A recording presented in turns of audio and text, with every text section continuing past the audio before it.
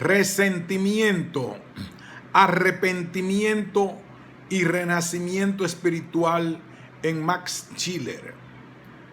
Un ensayo de Sergio Sánchez Migallón. Resumen: la ética filosófica constituye para Max Scheler un modelo de vivir humano al que conformarse en el ordo amoris de la persona. Este ideal o proyecto de la vida encuentra oposición en las tendencias que surgen en los diversos estratos de la persona, pero no son las tendencias las que hacen crecer al hombre, sino sus acciones, incluso las realizadas en el pasado, que influyen en el presente. El arrepentimiento puede conferir un nuevo sentido y valor a nuestras acciones pasadas, pero a fin de no reducirse a una reconstrucción del ánimo, el arrepentimiento debe incluir el perdón, la eliminación del valor negativo. Por último, se analiza la importancia del resentimiento en la moral, que en palabras de Scheler envenena el alma.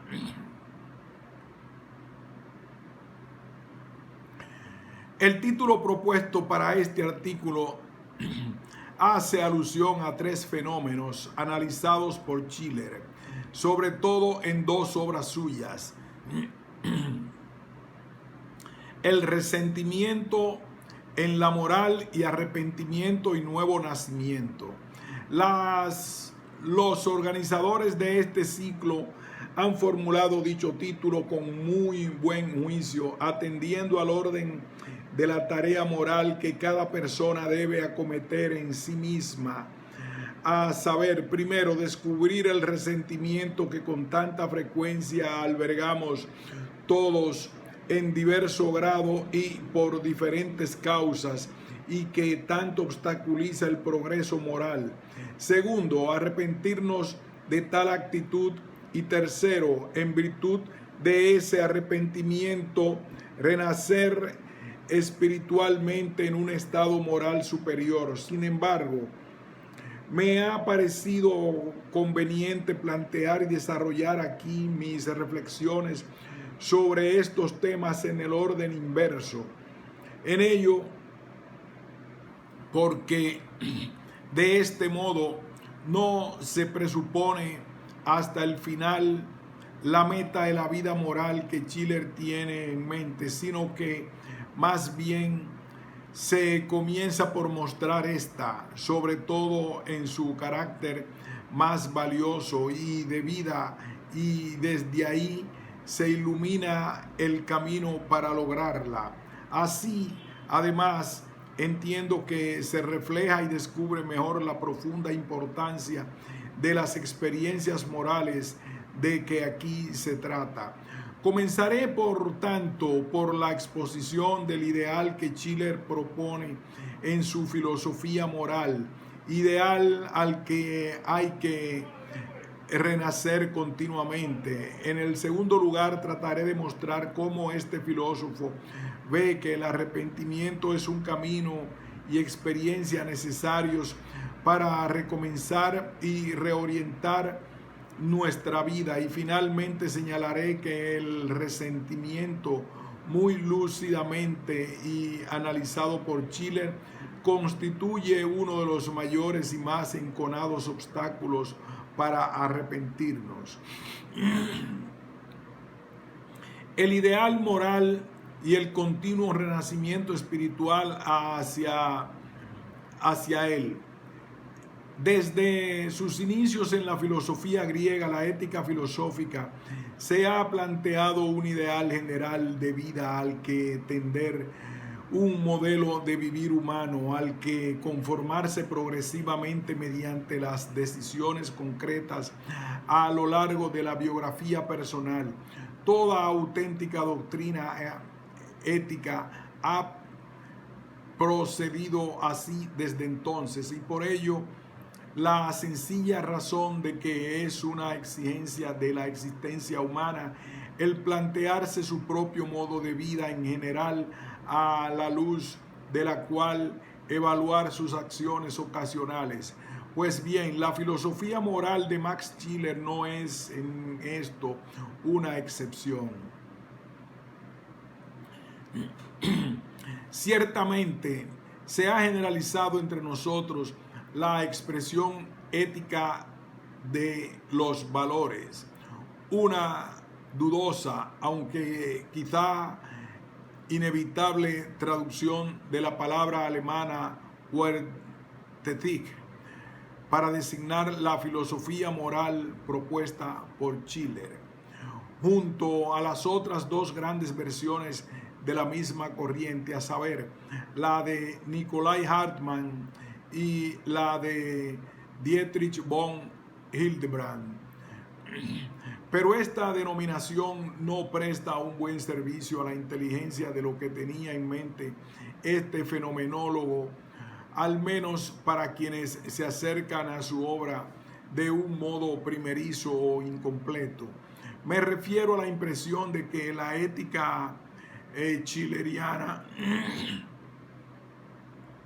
trata directa, inmediata y primordialmente de valores, así de abstracta y etéreamente, mientras que se olvida, se dice, de la vida real y concreta humana. Nada más lejos de la intención y de la efectiva obra de Schiller, como sus estudios ya han sugerido. Su filosofía no es tanto una teoría del valor cuanto una teoría del valorar. Es decir, no tanto una filosofía de valores ideales, cuanto una filosofía de la vida moral orientada hacia y por esos valores. Una vida moral que constituye una tarea, la tarea de formarse la persona a sí misma y que se traduce en la modelación o conformación del propio ordo amoris, según la jerarquía objetiva de los valores mismos que los valores mismos presentan, y una realización de valores no en general, sino como encarnables, por así decir, de modo personal humano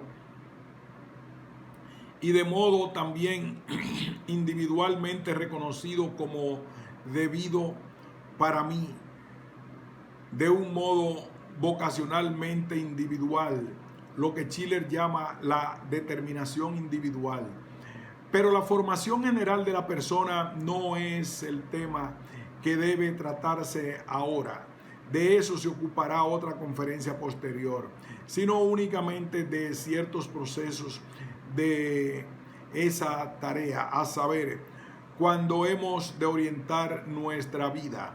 Y es que aunque nuestra esencia más originaria es amor, y por ello no resultaría especialmente difícil ordenarlo a lo bueno en su orden debido, como ya San Agustín recomendaba, encontramos en nosotros a la vez resistencias interiores o tendencias incoherentes con ese amor radical. Experimentamos la tendencia a lo bueno, pero también la resistencia a secundarla cuando apunta a una realización costosa. E incluso a veces vivimos una interior rebelión que nos empuja hacia la propia afirmación más que hacia la sumisión a la superioridad de lo bueno. Estos profundos antagonismos son tan extraños a la filosofía e incluso a la teología como patentes e innegables en nuestra vida real.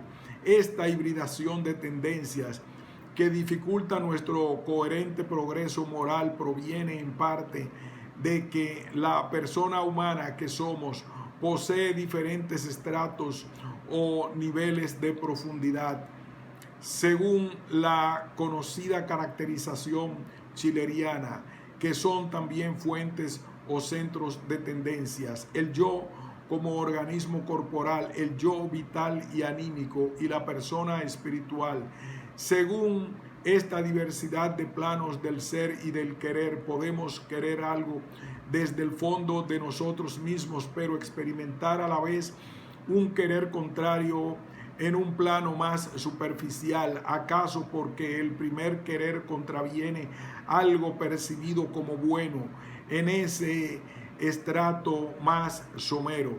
Solemos llamar debilidad o concupiscencia a esta dificultad que encuentra el amor radical a lo bueno.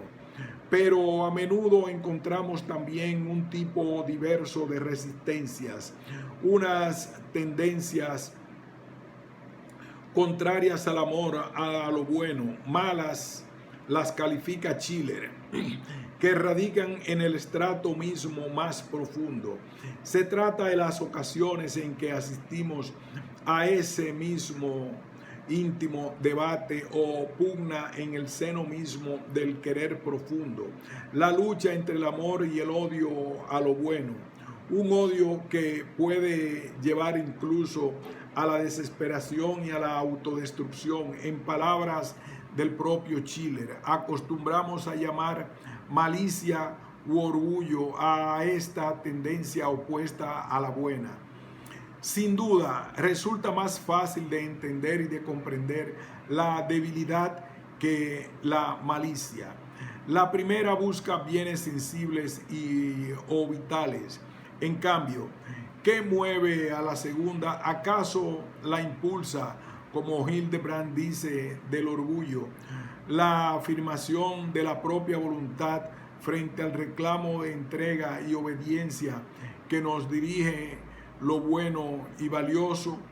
Verdaderamente parece que la persona que se deja llevar por la malicia teme el plegarse a lo bueno, por más que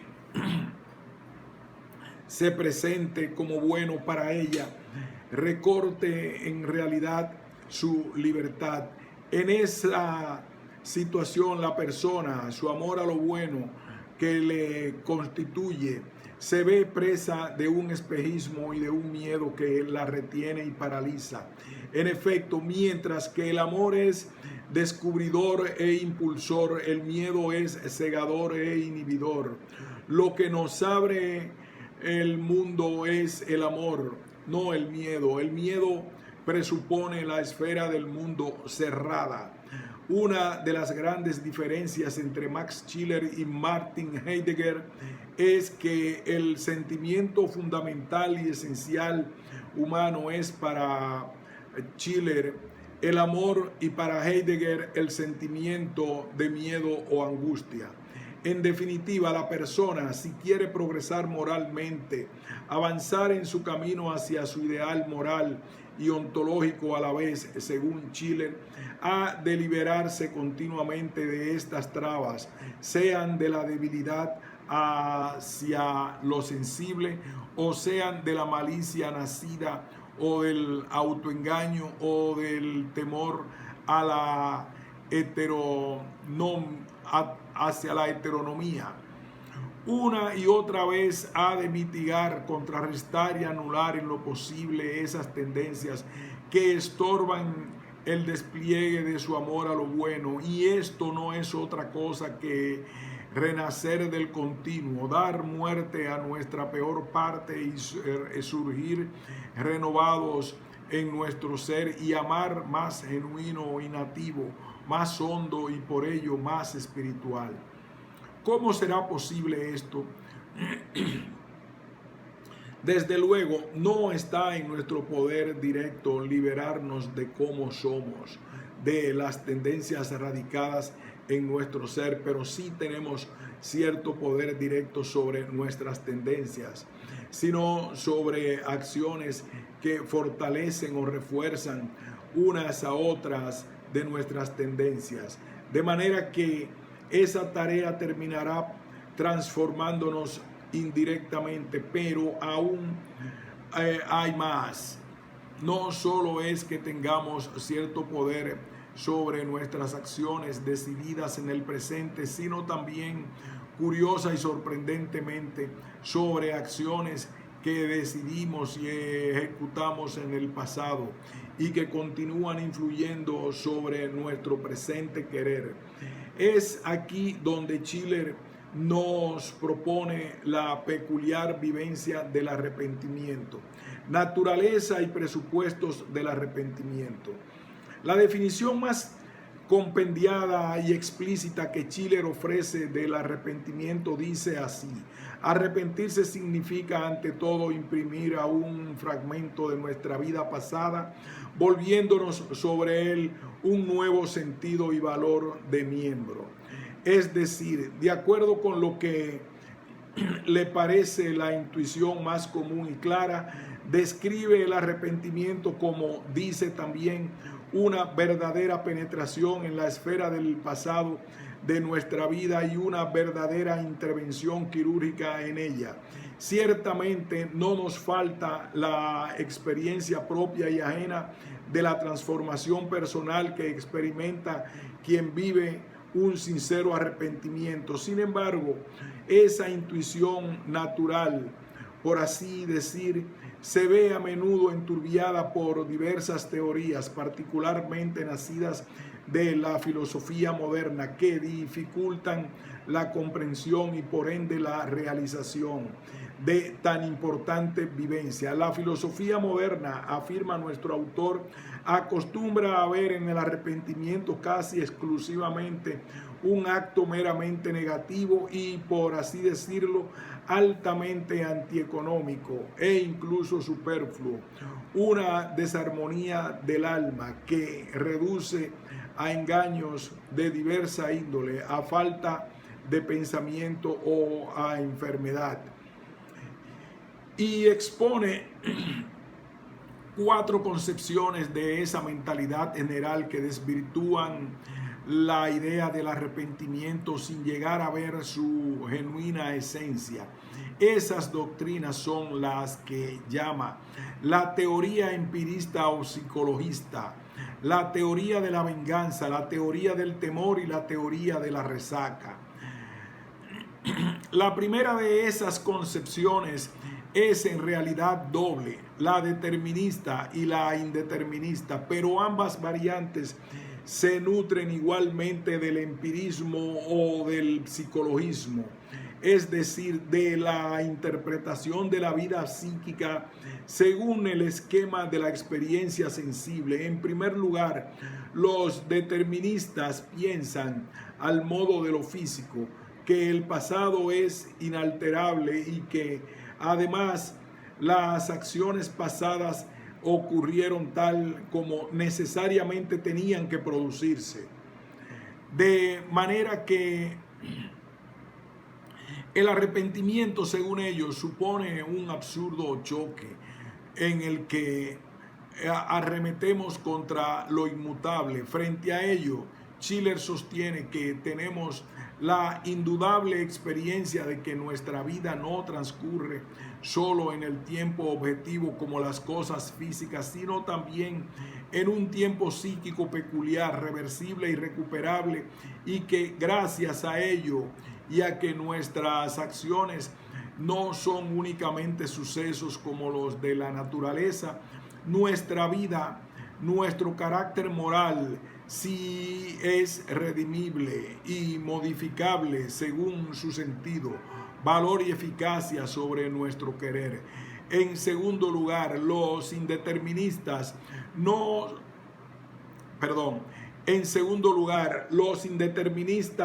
lo son con respecto al arrepentimiento, en el sentido de que piensan que nuestro pasado no influye en modo alguno en nuestro presente y futuro. ¿Cómo podría el pasado ya inexistente y que por lo demás se produjo de modo necesario, cómo piensan los deterministas, ejercer influjo alguno sobre el presente? Por eso, la propuesta de ellos es sencilla y jovialmente: nada de arrepentirse, sino hacer buenos propósitos y obrar mejor en el futuro. A lo que Schiller objeta de inmediato: pero los joviales no dicen de dónde sale la fuerza para proponernos los buenos propósitos y aún más para cumplirlos. Si antes, mediante el arrepentimiento, no tienen lugar la liberación y el nuevo autoadueñamiento de la persona frente a la fuerza determinante de su pasado. Las otras tres concepciones tienen en común, entre otras cosas, la confusión del acto de arrepentimiento mismo con los diversos estados que supuestamente disponen a él. Así tenemos, por un lado, la llamada teoría de la venganza. Según ella, el arrepentimiento es como una clase de venganza de sí mismo o autorrepresalia, una sofisticada forma de autocastigo y de desagrado hacia el propio sujeto por lo que hizo en el pasado. Sin embargo, comenta Schiller, no es propio del arrepentimiento la vehemencia que sí es típica de la venganza, sino la serenidad y el recogimiento. Tampoco se trata en él de un acto meramente negativo hacia nosotros mismos, sino el cambio y deseo de mejora según una idea de quiénes y cómo queremos ser. Y además, mientras que la venganza puede recaer sobre cualquier valor negativo, el arrepentimiento se limita al disvalor específicamente moral. La concepción que menciona a continuación es la que denomina teoría del temor. La concepción que menciona a continuación es la que denomina teoría del temor, en lo que, según ella, consiste el arrepentimiento. Es nada más que en una especie de deseo de no haber hecho algo, un deseo basado en el miedo a un posible castigo que se ha quedado sin objeto. Schiller apunta que en esta mentalidad el protestantismo, cuyo motivo realmente eficaz es el miedo al castigo, ha jugado un papel decisivo, pero también, sobre todo, que el temor no mueve al recogimiento y a la lucidez propios del acto de arrepentimiento, sino, como vimos, precisamente a una desesperada y opaca pasividad. Por lo demás, la teoría del temor no logra explicar por qué otras cosas que tememos no nos arrepentimos. Por último, la teoría de la resaca. De acuerdo con esta doctrina, el arrepentimiento es simplemente una especie de estado de depresión o tristeza anímica que lamentamos tras los excesos que provocaron la acción mala anterior. Pero, afirma Schiller, cuando nos arrepentimos no es de las consecuencias anímicas de lo que nos arrepentimos, sino de la acción misma que acaso provocó esos efectos. Y por lo demás, no siempre nos arrepentimos de esas acciones por las negativas consecuencias que causan, sino por la maldad misma de dichas acciones.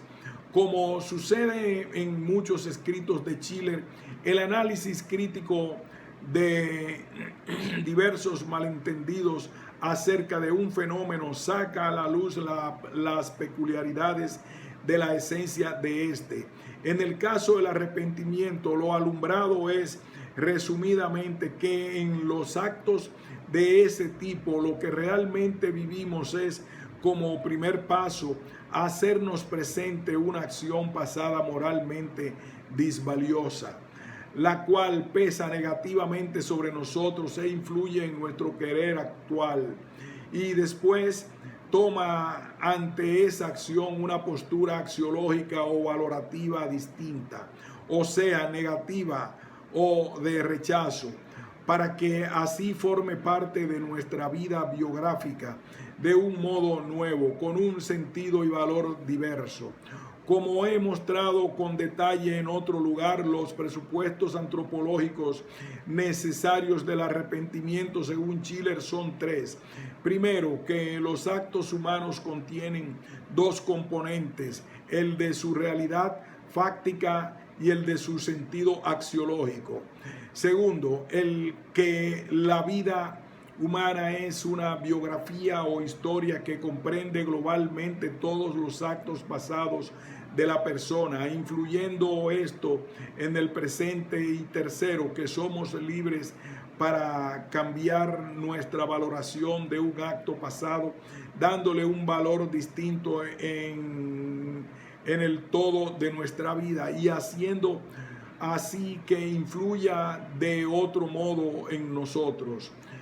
Ya se ha mencionado que la mentalidad empirista, que en nuestras variadas formas se mantiene pujante también hoy, quizás últimamente en la forma del cientificismo, es incapaz de comprender la vivencia del arrepentimiento. En efecto, dicha mentalidad naturalista desconoce a fin de cuentas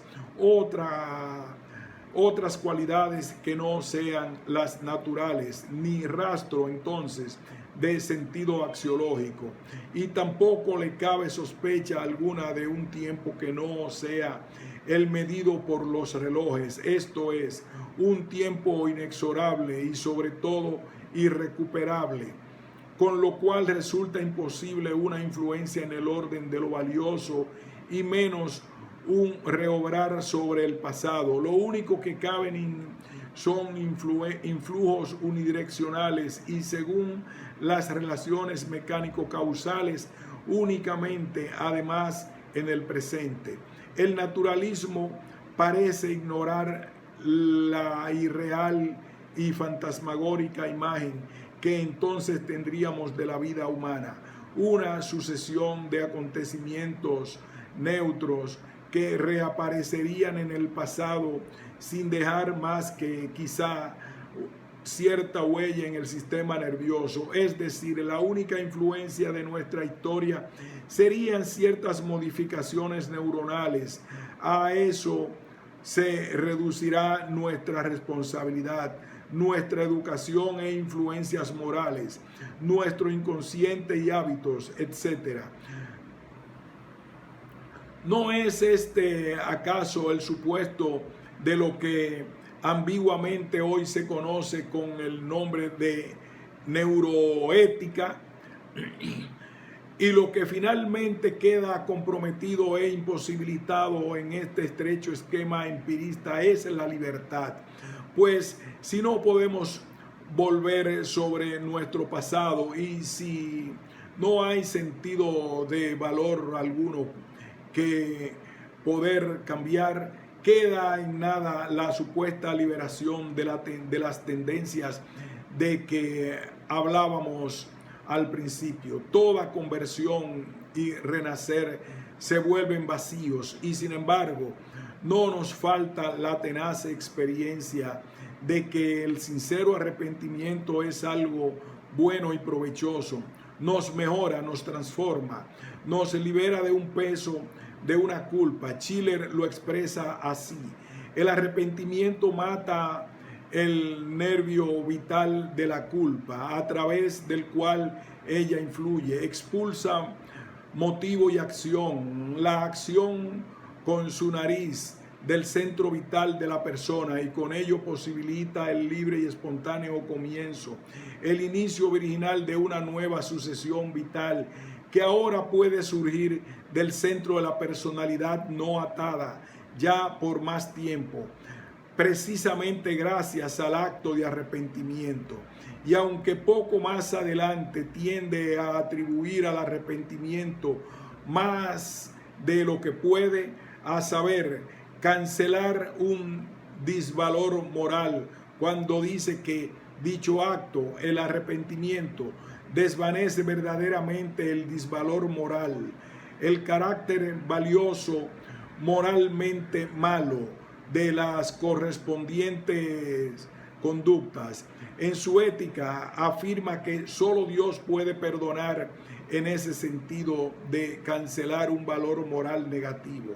Dios puede perdonar a la persona mala en virtud del amor que constituye su esencia y así eliminar su mal.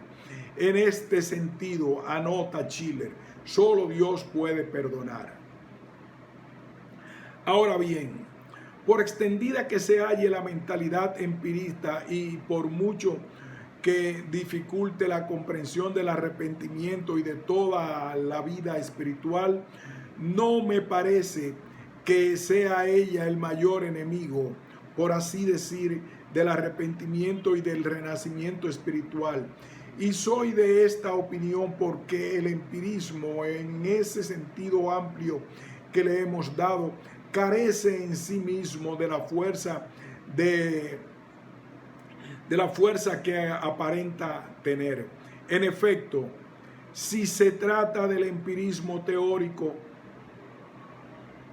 la ciencia empírica de modo paradigmático, puede sí mantenerse vigente en los medios y en los foros de pensamiento y de discusión, pero la experiencia de la vida real humana termina imponiendo hechos que esa ciencia pretende negar, lo cual desde luego no ahorra la tarea de pensar esos hechos de modo que resistan las posibles críticas de la ciencia.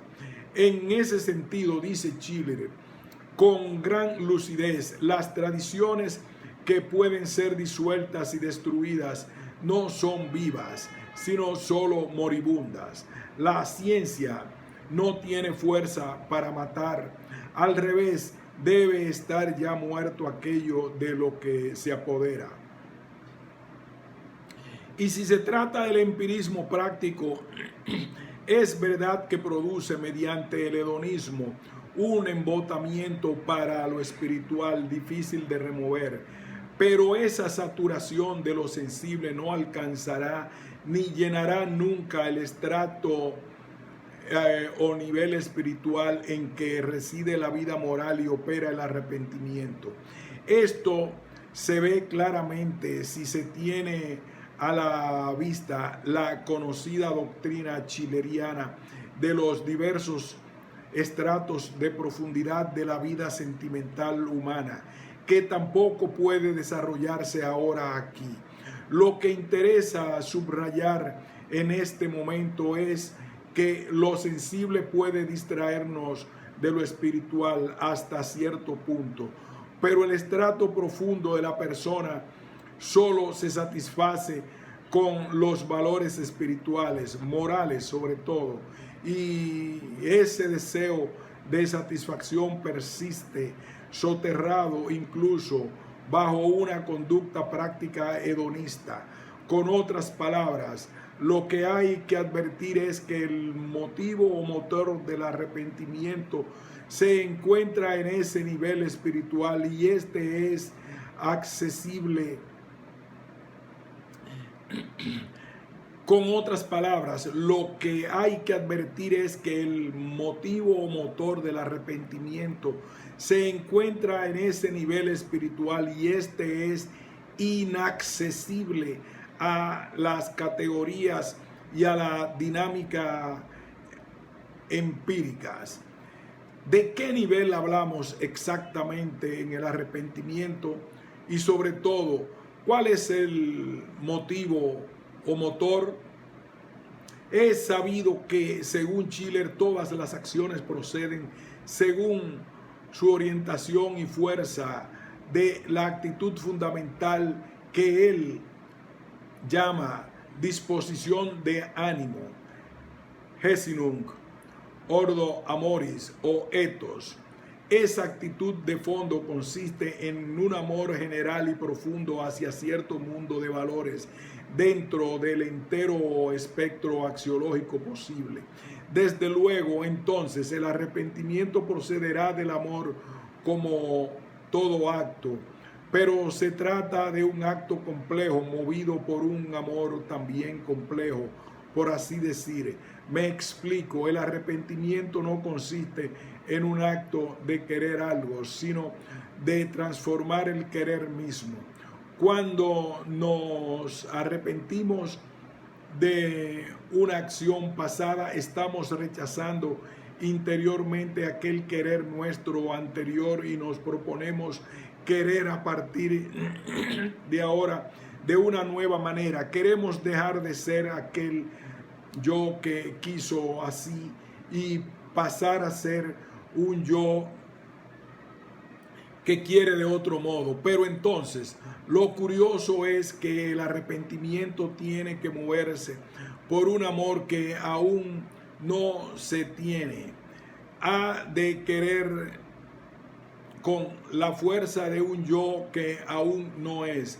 Debe amar desde el yo ideal que se quiere llegar a ser, dice Schiller. Así, el acto de arrepentimiento es en cierto sentido anterior a su punto de partida y a su punto de llegada, anterior a su terminus quo y a su términos ad quem, lo más misterioso del acto del arrepentimiento en su vivacidad más profunda consiste en que él, es decir, en el curso de su continua dinámica, se divisa una existencia ideal y enteramente superior como posible para nosotros, una posible elevación del nivel del existir espiritual fundada en el recogimiento, desde donde atisbamos entonces el entero estado del antiguo yo muy por debajo de nosotros. De manera que al final tanto esa esencia del yo ideal como la fuerza para atender a ella es rectificar, arrepintiéndose si nos hemos apartado de dicha esencia ideal, procede de un amor que nos tiene que haber dado previamente por parte de otras personas y en última instancia de Dios. Pero Schiller concluye así: el amor de Dios siempre está llamado a la puerta del alma humana. Por así decir, trae ante el hombre la imagen valiosa de un ser ideal y solo es relación a esa imagen deja percibir plenamente al hombre la bajeza y cautividad de su estado real. Lo que quiero resaltar ahora de todo esto es que lo definitivo para el arrepentimiento es el amor, como en realidad para toda la vida moral. De manera que el mayor peligro u obstáculo para el arrepentimiento será no tanto los amores superficiales del hedonismo, sino más todavía las vivencias que se opongan directamente al amor profundo, y precisamente algunas de ellas han asomado en las doctrinas antes enumeradas y criticadas por falsear el acto de arrepentimiento. Recuérdense la teoría de la autorrepresalia, la del temor y la de la resaca. Todas estas teorías interpretan el arrepentimiento como un acto negativo y triste, vengativo y deprimente. Desconocen, más aún niegan el carácter positivo, esperanzador, liberador y renovador del arrepentimiento. Es decir, desconocen o niegan que el arrepentimiento nazca del amor y sea movido por amor. La actitud anímica que suponen y fomentan aquellas teorías inhibe más bien el arrepentimiento y todo progreso y rectificación morales. Pues bien, de esas actitudes negativas puede surgir un fenómeno que daña en su raíz el amor y tiene además consecuencias muy negativas en la entera vida del alma. Ese fenómeno es el resentimiento. El resentimiento y sus secuelas anímicas. El resentimiento es una vivencia psicológica que ha cundido especialmente, según Schiller, a partir de la modernidad. Y no es casualidad que la consolidación de las tres teorías antes mencionadas, deformadoras del arrepentimiento, también haya tenido lugar especialmente de la mano de la modernidad. Antes se apuntó el protestantismo como uno de los factores de dicho giro de visión. En ese caso, por su pesimismo radical, y otro factor no menor es el carácter crítico característico de la modernidad misma, una crítica que concebía además como generadora e impulsora del progreso. El proceso de formación del resentimiento comienza cuando una persona experimenta su propia incapacidad para alcanzar ciertos bienes o valores, o especialmente cierta altura moral. Esa impotencia genera por sí misma sentimientos negativos de ira, sobre todo, en principio neutrales, pero unos sentimientos que buscan satisfacción por contener la insatisfacción de la privación de lo deseado y por la negatividad de sentirse incapaz de lograrlo. Se trata pues de unos sentimientos dinámicos, por así decir, o sea, que buscan traducirse en tendencias. Ese es el momento crítico, la canalización y la transformación de tales sentimientos en unas u otras tendencias. El sujeto se halla ante un cambio de agujas donde debe decidir qué rumbo o qué salida dar a sus emociones. Indudablemente es mucho lo que puede pesar la propia historia y el carácter personal, y por supuesto el temperamento natural en dicha toma de postura, pero la última palabra la tiene siempre la voluntad libre, al menos mientras la persona conserve su lucidez mental. Por un lado, la persona puede optar por la descarga de tales sentimientos en acciones, particularmente en actividades encaminadas a esforzarse por conseguir lo en principio inaccesible, buscando medios indirectos y acaso a medio y largo plazo, acudiendo a la ayuda de los demás, etc. En estos casos decimos que la persona se crece a sí misma, aplica su pasión a fortalecer y mantener el deseo de lo bueno hasta alcanzarlo.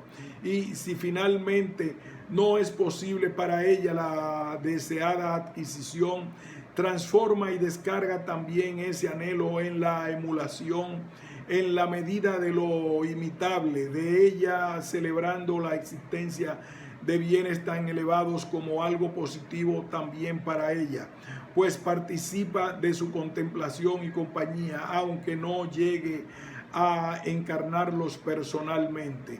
Pero por otro lado, la persona puede optar opuestamente por reprimir tales sentimientos, en cuyo caso ahora sí esos sentimientos se enconan y, no encontrando salida, se vuelven contra la persona misma, intoxicando y envenenando. Llega a decir Schiller, su alma.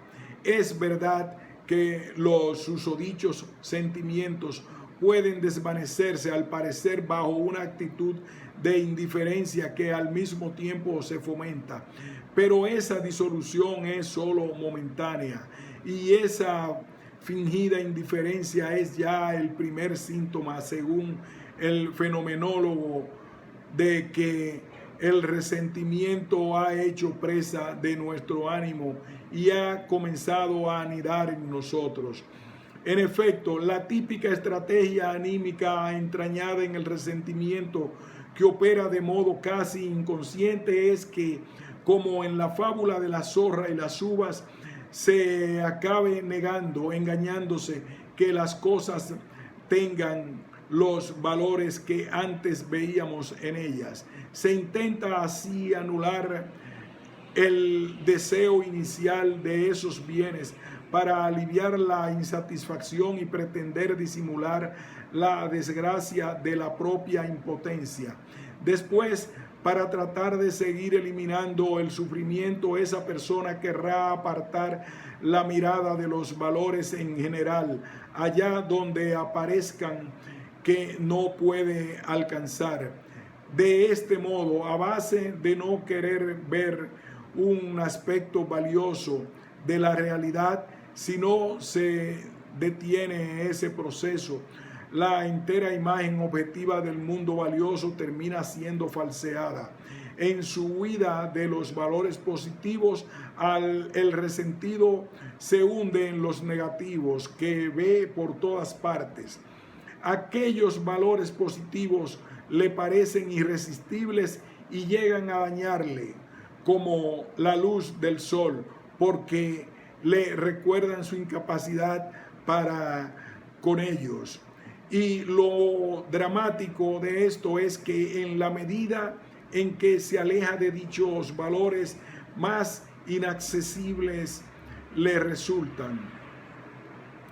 Pero la ceguera y la huida axiológicas no son los únicos ni los más típicos efectos del resentimiento. Este se consume cuando los valores positivos de los que se huye reaparecen o salen al paso como portados por alguien. La reacción entonces es ver a ese portador como un desagradable con un desagradable recuerdo, no solo de lo valioso mismo, sino de que para algunos, pero justo no para él, es posible encarnarlo. De manera que ese portador mismo llega a ser objeto de odio por parte del resentido. La mera existencia de algo o de alguien bueno, positivamente valioso en esa esfera inalcanzable, es percibido por el resentido como un reproche e incluso como un insulto, y aún en último estadio, al ver que su vida carece de sentido y que sufre al odiar y envidiar, el resentido cambia el signo de los valores, ignorando a su portador. Ve a este como alguien que o bien es un presuntuoso hipócrita o bien es sencillamente ignorante de su propio engaño y espejismo. Tal portador que se presume bueno merece en el primer caso como hipócrita la crítica más severa y pública, pues no es sino a causa de vano sufrimiento para los demás, y en el segundo caso como engañado, la actitud más justa es desde el resentimiento sentir lástima por semejante ignorancia. Lo antes odiado pasa ahora a ser objeto de compasión. Ahora, tras la inversión del sentimiento valorativo y la difusión del juicio correspondiente en el grupo, esos hombres fuertes, etcétera, ya no son dignos de envidia, dignos de odio, dignos de venganza, sino que al contrario son dignos de lástima, dignos de compasión, pues participan en esos males. Como es sabido, Nietzsche sostuvo que la compasión fruto del resentimiento es lo que late en el fondo del amor misericordioso cristiano, y nuestro autor sale al paso de esa interpretación. El fenomenólogo argumenta con fuerza que dicha compasión define ciertamente el altruismo filantrópico típico de la modernidad, pero en absoluto, en cambio, el amor cristiano. En su escrito sobre el resentimiento, Schiller muestra claramente que la compasión que mueve a misericordia es muy diferente en el caso del altruismo y en el del amor cristiano.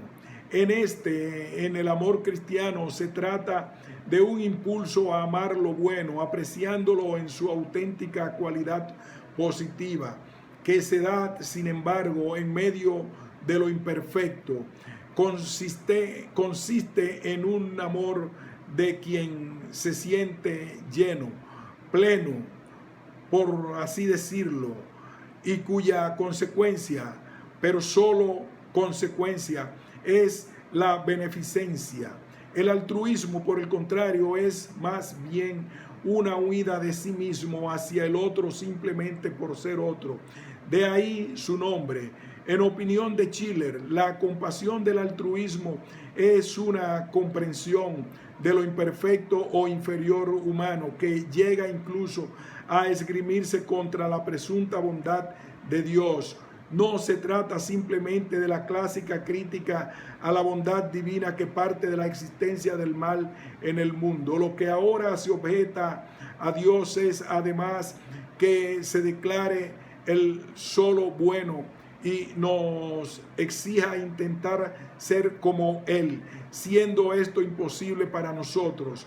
Se le acaba viendo como un ser arrogante que continuamente nos afea nuestra pequeñez.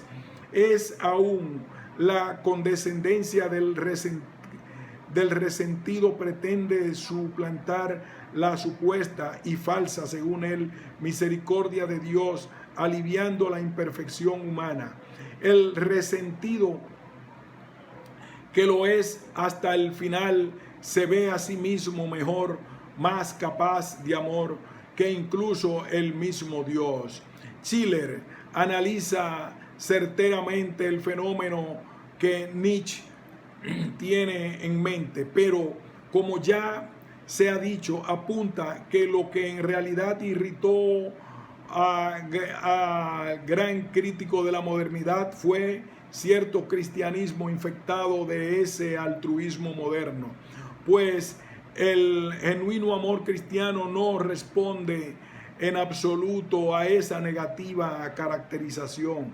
Un cristianismo desvirtuado muy extendido en el siglo XIX que, por cierto, fue también severamente reprochado por el beato John Henry Newman justo en aquel mismo periodo, pero con una propuesta de enmienda indudablemente más justa y esperanzada.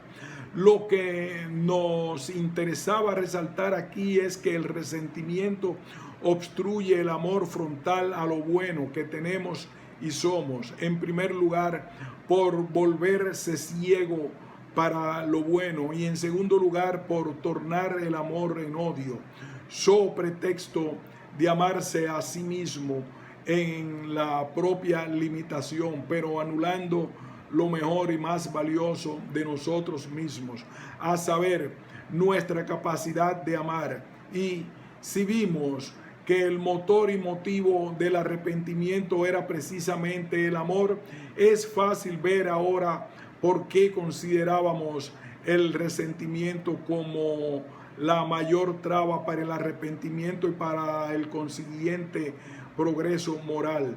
Y aún más, porque el arrepentimiento presuponía además una imagen ideal de un yo mejor al que aspirar y con el que conformarse o amoldarse. Y resulta que el resentimiento también dificulta e incluso impide dicha imagen valiosa. En efecto, el resentimiento, como vimos, termina odiando toda superioridad al contemplarla como una afrenta, de manera que una de sus tácticas preferidas es una suerte de igualamiento por abajo, un rebajamiento que acaso sin saberlo es otro de los rasgos típicos de la modernidad y que se traduce en la exaltación de la igualdad radical de todos los hombres al precio de eliminar o convertir en irrelevantes sus diferencias cualitativas, también morales. He aquí, observa Schiller, una de las hondas diferencias entre el altruismo filantrópico y el amor predicado por el cristianismo. El altruismo solo ve otros simplemente iguales en general, mientras que el amor cristiano ve personas profundamente distintas y únicas en su cualidad moral. Además, aquel presunto conocimiento de un yo ideal bueno es declarado ilusorio, toda vez que ese igualitarismo moderno, por así decir, se deja sentir también en el terreno del conocimiento. Solo es objetivo y verdadero, se dice, aquello que todos sin excepción puedan igualmente ver, comprobar y comunicar, mientras que lo difícil de aprender o lo captado solo por un sujeto es calificado directamente como subjetivo en el sentido de válido únicamente para tal sujeto, es decir, no realmente verdadero. Las palabras de Schiller no pueden ser más tajantes e incluso irónicas. Entonces, ha de considerarse como figuración subjetiva todo lo que no sea comunicable o lo sea solo en una medida limitada o base de cierto género de vida. Todo lo que no sea demostrable, en suma, todo lo que no pueda entrarle por los sentidos y por el intelecto al último imbécil.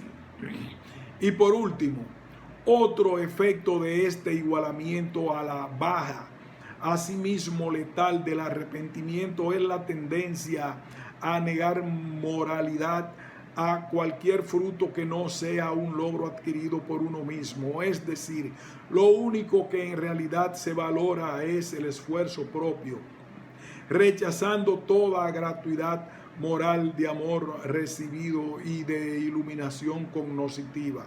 El ideal moral es más bien para la modernidad el activismo de quien construye a sí mismo y se desconfía y sospecha de cualquier presunta benevolencia desinteresada, así como toda bondad que no se pruebe minuciosamente con obras.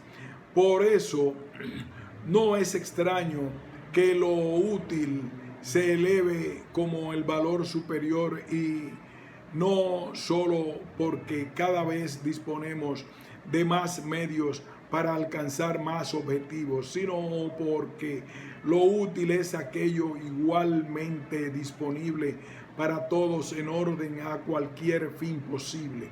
Aunque al mismo tiempo, paradójicamente, el progresivo recorte de las aspiraciones superiores humanas va embotando de modo paralelo la capacidad general humana. Así pues, el resentimiento impide el arrepentimiento, ya que le priva tanto de fuerza y motivo como meta y sentido. Pero lo peor es que resulta profundamente inhumano, pues si el amor es justamente nuestra más profunda esencia, tornarlo en odio es ir contra nosotros mismos. Por eso, Schiller advierte que mientras que únicamente el arrepentimiento puede restablecer la felicidad positiva e íntima, el resentido alimenta una recusación de valores positivos y sentidos como positivos y una apetición de valores negativos y resentidos como negativos. Debe apetecer valores negativos y rechazar valores positivos a aquel ser que siente su propia existencia como negativamente valiosa y por consiguiente se siente a sí mismo como no debiendo ser. En esa conducta práctica niega, por así decir, su propia esencia valiosa y afirma no obstante con ello también la existencia de los valores positivos.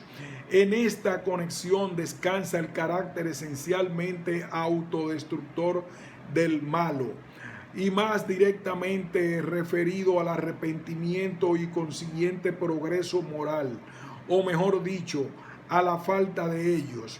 Añade, el malo no es tal porque se mantenga en la existencia, como si bueno fuera igual a capacidad de conservarse en la existencia, sino que porque el malo es malo, debe destruirse a sí mismo y al mundo suyo.